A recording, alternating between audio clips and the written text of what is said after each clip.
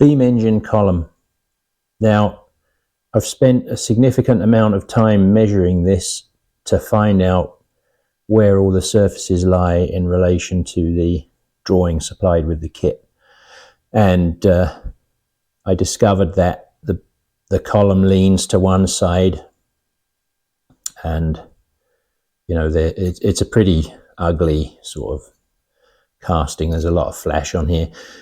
And basically what's going to happen is this is going to be machined on just about every surface. This entire profile will be turned. So there's enough material on this to get it to clean up nicely, with the exception of the base. Over this side, it's thinner than the dimension shown on the plan supplied with the kit.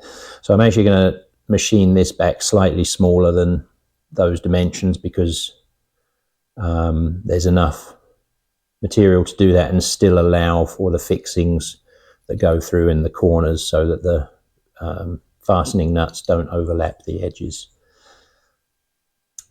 And then what I've done is I've got it shimmed up on the underside with a 1/8 inch thick piece of aluminized aluminium, because in measuring it, I've found that if I go for a 1/8 inch packing this side, that kind of gets everything even.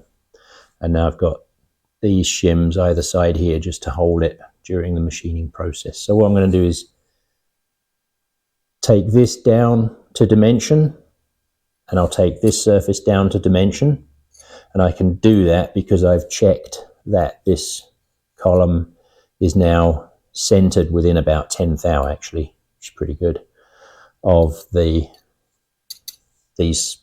features. So that will be the approach, is to machine the sides of these and then machine the fixing holes in the underside of that, and then to reference this surface when machining the top surface features here, so that these features in this surface for mounting the beam are central relative to the features that end. I've also checked mating components. This will be, what's it called? Can't remember. Anyway, it goes this side and provides support for the beam linkages. And this is narrower than this, so these will be machined to basically match this and allow for a little bit of cleanup, because this casting is a little gnarly.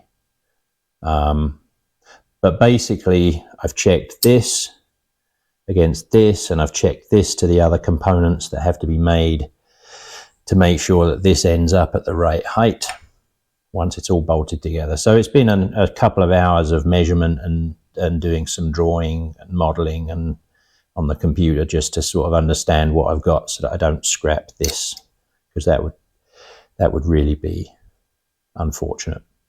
Anyway, that's the plan for the column, and so away we go.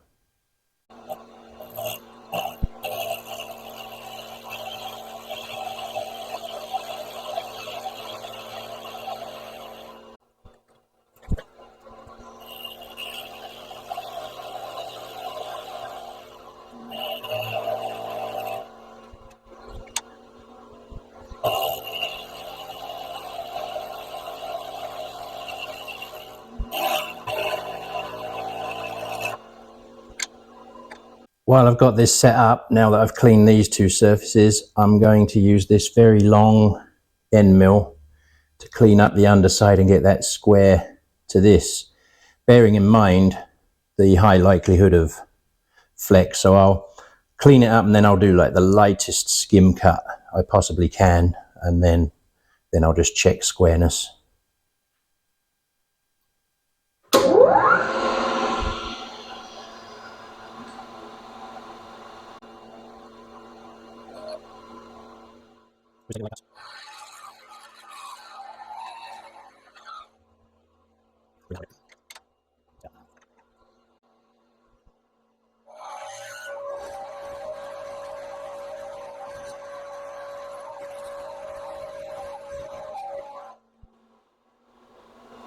Yeah, that's cleaned up nicely. So I'm just going to run backwards and forwards for spring passes.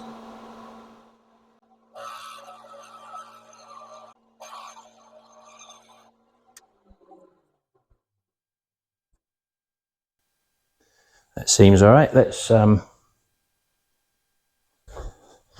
just do a crude squareness measurement.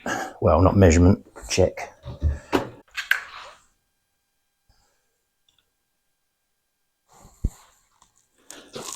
Yeah, that's going to be plenty good. Right, this is set up now. It's held on the two machine surfaces. This surface is spaced off accurately relative to that surface. Clamp into the bore here. Clamp on top of the part here with a shim because that's a tapered surface, and then a mighty bite, trademark, to stop it shifting that way. And it feels secure, so I'm just going to take light cuts. What I've done is set the height of the end mill on a 1, 2, 3 block and set the Z to 2 inches, and that way I know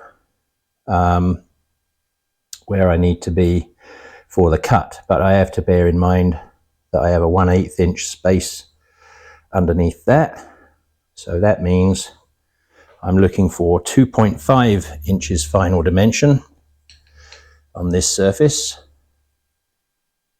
and not 2.375.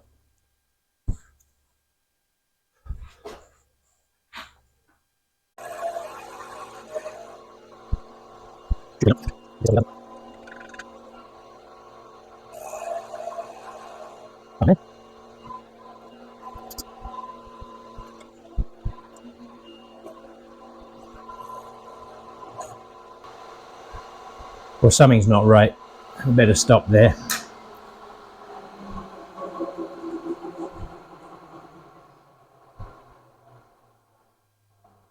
Because why is it no longer cutting that surface? Right, I hadn't tightened the bloody nut.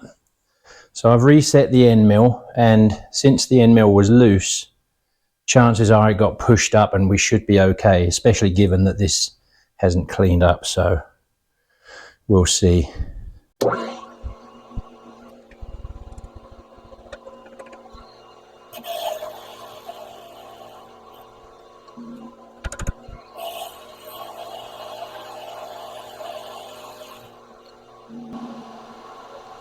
That's more like it. 15 more to go, so I'll do that in 2 passes. This is the problem with being an amateur, not a skilled machinist, and trying to do YouTube videos.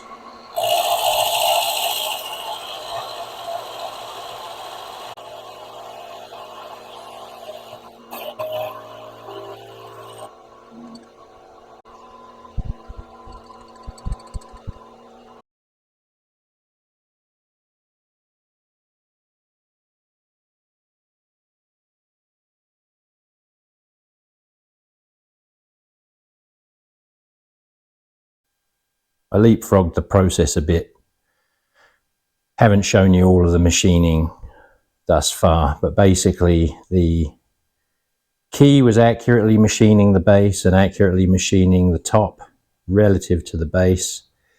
In this setup here, I've got this clamped on parallels in the vise in a way that gives me access to the parallel to get a 0 reference with a height measuring gauge.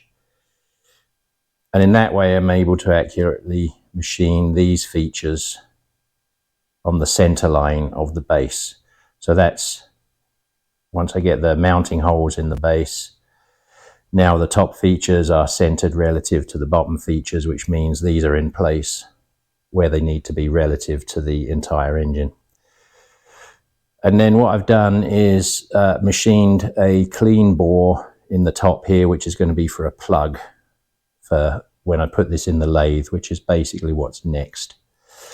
So what I'll do, well, I'll just talk through this a bit. So I've got 2 4 6 blocks either side clamped And then I've got these threaded rods in and these very simple, quickly made V pieces just to provide some extra sideways support on this, because a tall item like this being milled at the top is prone to vibrating and getting shaken around. And I used a small diameter end mill just to minimize tool loading, but that all worked perfectly. Got that set up, all that done. I'm very happy with it. So that's where we are. And the next bit will be putting holes in the base, and then it will go to the lathe. Right, well, I've got this turned up the other way, as you can see, and it's down on a set of parallels, and I've just been giving it a double check for squareness.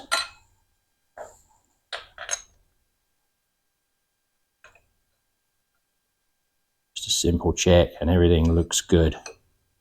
So with that done, I've found the center. I used an edge finder to find the center. You don't need to see that. And now to put 4 clearance holes in it.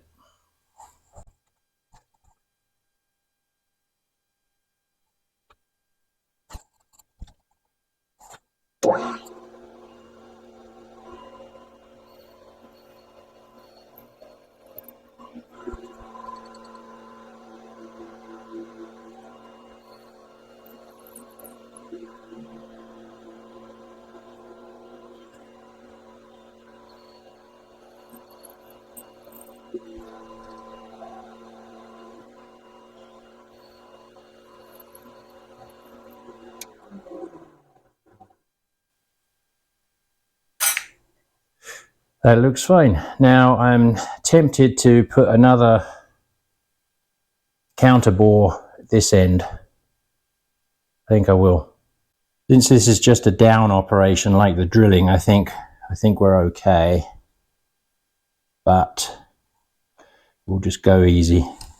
Having a clean counter bore here, it gives me the option of not using a 4-jaw chuck and then trying to align square sides. I can hold a stub here in a 3-jaw or in a collet chuck. I may just hold it in a 4-jaw anyway. I figure this is set up, I might as well take the opportunity to put a clean bore in there.